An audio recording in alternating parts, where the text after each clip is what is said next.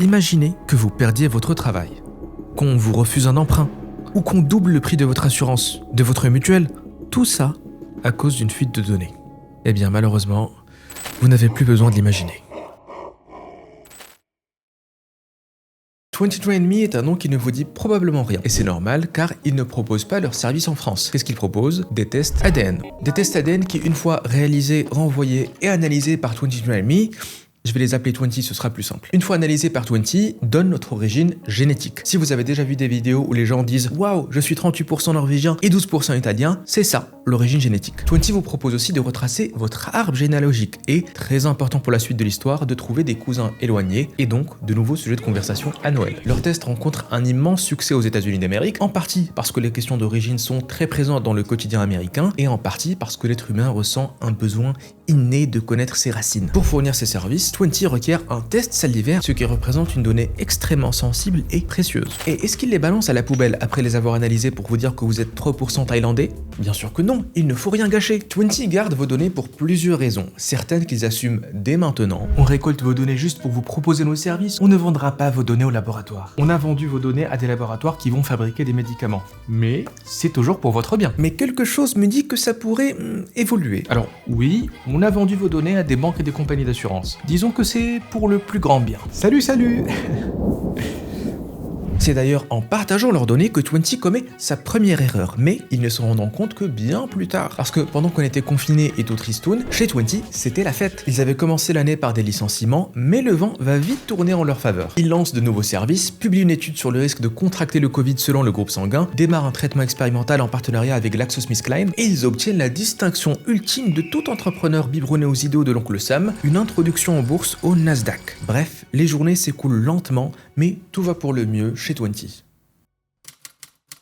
Le pire de la pandémie est désormais derrière nous et l'opinion publique est tout d'un coup moins sereine quant au fait que des entreprises privées récoltent et utilisent des données génétiques pour se faire de l'argent. L'impact sur le business est ressenti par toutes les entreprises du secteur de la santé, particulièrement sur 20 qui voit ses ventes de tests ADN baisser. En théorie, chacun d'entre nous n'a besoin de faire un test ADN qu'une seule fois, donc forcément ça n'incite pas la clientèle à revenir. Ils essaient de générer plus de chiffres en lançant des formules d'abonnement, mais bon, globalement ça floppe et ils recommencent très vite à licencier du monde. Leurs ennuis continuent et s'aggravent, cette fois-ci devant la justice, parce qu'on accuse maintenant leur technologie de ne pas être vraiment fiable et d'être plus du marketing qu'autre chose. Mais on n'est pas encore au pire, parce que en octobre 2023, le mois de sensibilisation à la cybersécurité aux États-Unis, le pire arrive. Sur Breach Forums, célèbre forum de vente de données volées, un nouveau venu du nom de Golem poste des messages inquiétants. Il dit avoir à sa disposition les informations de clients de 20, nom, date de naissance, photo, inquiétant mais malheureusement classique. Mais il dit aussi avoir leurs données généalogiques, leurs caractéristiques ethniques et même des données de santé. Et ça c'est moins classique pour le coup. Le hacker joue à fond sur le marketing discriminatoire. Ces échantillons concernent des centaines de familles, dont la famille royale britannique,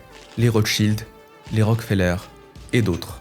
Dans d'autres messages, il va publier des échantillons de données qui ciblent des minorités ethniques et religieuses et il pose son prix. Ce sera 50 millions de dollars pour le tout. Mais il y a aussi des offres pour les plus petites bourses, des fois que certains voudraient juste nuire à des communautés spécifiques. C'est bien sûr la panique chez 20. Leurs équipes de cybersécurité se mettent à la tâche pour comprendre pourquoi, comment leurs systèmes ont été corrompus. Et ils vont avoir ce qui est peut-être la plus décevante des réponses.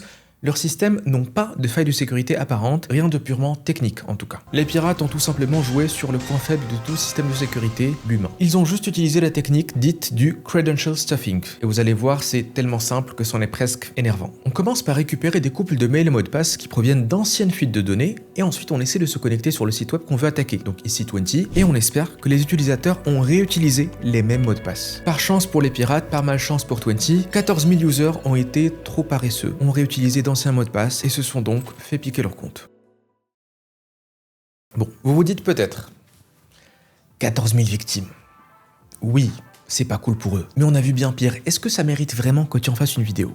Et là je vous dirais, ah non, le leak ne concernait pas juste 14 000 personnes, mais 7 millions de personnes. Comment? Eh bien, vous vous souvenez il y a quelques minutes quand je vous disais 20 vous propose aussi de retracer votre arbre généalogique et, très important pour la suite de l'histoire, de trouver des cousins éloignés et donc de nouveaux sujets de conversation à Noël. Et bien, certains utilisateurs avaient activé les services de 20 pour comparer leurs ADN aux autres clients pour espérer trouver des proches sur la plateforme. Tous ceux qui étaient de près ou de loin reliés à quelqu'un dont le compte a été piraté se faisaient aussi voler leurs infos. Vous aviez beau avoir fait vos devoirs, utiliser un mail et un mot de passe unique et même de l'authentification multifacteur, ça ne servait à rien si un proche à vous s'était fait avoir. Mais heureusement, la réaction de 20 a été extrêmement efficace et professionnelle. Ah bah c'est pas de notre faute, vous aviez qu'à changer de mot de passe.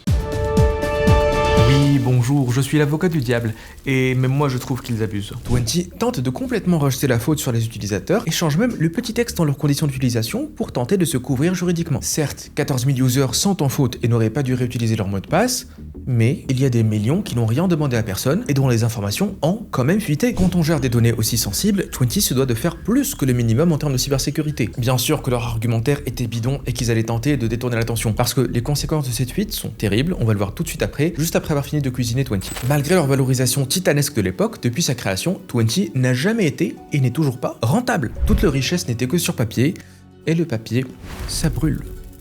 Au pire pour l'entreprise, elle fait faillite, elle cesse d'exister, sans conséquence pour les dirigeants. Le vrai drame, c'est que pour les 7 millions victimes de cette fuite, il n'y a rien à faire. Ce n'est pas un mot de passe, un IBAN, une adresse qu'on peut changer. Les données génétiques, une fois que c'est perdu, c'est pour la vie. Et surtout, la fuite de ces données génétiques ne va pas impacter que les clients de 20. Même si vous n'êtes pas client chez eux et que vous ne leur avez jamais rien envoyé, les familles, des millions dont les informations ont fuité sont des victimes collatérales. Parce que si quelqu'un a envie, probablement pour de mauvaises raisons, d'évaluer votre profil génétique, il n'a pas besoin de vos données spécifiques. Certes, c'est mieux, mais il peut faire sans. Celles de votre frère ou de votre père, par exemple, feront très bien l'affaire. Et on en vient à parler du risque que cette fuite fait courir aux clients et leurs familles, c'est-à-dire peut-être vous et moi. Entre les mauvaises mains, ces données peuvent être utilisées pour discriminer les gens. D'ailleurs, on n'a même pas besoin d'imaginer, Si vous voulez faire un emprunt immobilier, généralement les assureurs vont vous demander de remplir des questionnaires de santé, juste pour évaluer le risque que vous claquiez pendant votre emprunt. Donc imaginez s'ils avaient accès à vos données génétiques qui disent que vous êtes plus susceptible de faire un AVC à 50 ans par rapport à la moyenne. Là, vous pouvez dire adieu à la maison avec jardin. Mais si vous voulez, on peut faire encore plus dark. Imaginez des méchants très méchants qui pourraient développer une arme biologique qui ne cible qu'une certaine race ou ethnie. Je ne sais pas à qui vous venez de penser à l'instant, mais toutes les réflexions sont valables et la conclusion reste la même. Ce genre de données ne devrait pas se balader dans la nature. Pour gratter un peu de positif, de ce que j'ai compris, les données qui ont fuité de chez 20 ne peuvent pas être utilisées pour développer de virus custom. Il faudra continuer à se battre de la bonne vieille manière pour le moment. Par contre, elles peuvent bien être utilisées pour évaluer votre santé avec les conséquences qui en découlent, donc discrimination à l'assurance, à l'emploi, etc. Ah si, j'ai une dernière surprise, une dernière bonne nouvelle en plus. Si vous habitez en France, vous devriez être à l'abri parce que les tests ADN sont interdits sans l'accord d'un juge. Et si vous avez des souvenirs qui remontent de youtubeurs français qui ont fait des tests ADN, vous n'imaginez rien. Mais bénéfice du doute, ils les ont sûrement fait sans savoir que c'était interdit, et surtout, plutôt que de rendre ces tests illégaux pour les particuliers, on devrait plutôt imposer une réglementation beaucoup plus sévère aux entreprises. Des standards de sécurité extrêmement élevés et à mon avis,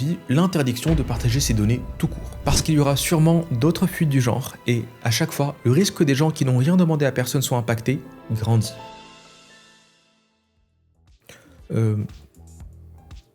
Devinez qui a oublié de filmer l'outro ? Si cette vidéo vous a plu, je vous invite à vous abonner avec la petite clochette et je vous recommande d'aller voir la dernière vidéo sur pourquoi Netflix a changé. Et je vous dis à la prochaine.